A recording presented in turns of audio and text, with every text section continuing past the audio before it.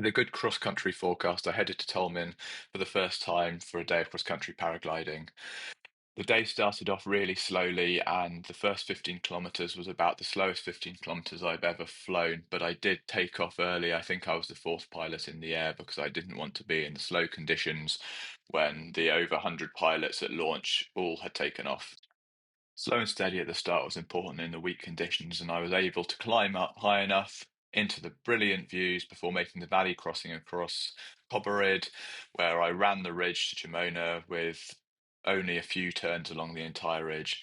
This was a wonderful experience where I flew with big birds of prey, vultures, eagles, and above some fairly impressive terrain with very few, if any, landings.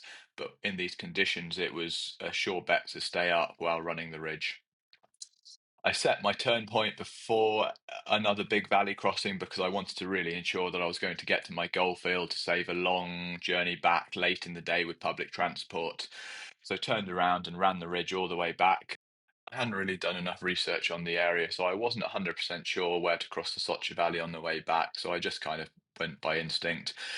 And it seemed like I crossed it in a good place because I had a good glide across the valley and arrived with good thermals up. With after a few turns, was able to again run down the ridge to get back closer towards where I launched. Before I made another big valley crossing and committed to get back to the Tolmin launch, I decided this would be a prudent point to make my turn point and head back towards Bovec, which is where we were camping. This was yet another easy ridge run with beautiful views of the Socha Valley, and I easily arrived within glide of the landing field. As I had altitude and time to spare, I decided to extend my flight a little bit to the north just to get a bit more distance, which resulted in my overall flight length being 94 kilometers.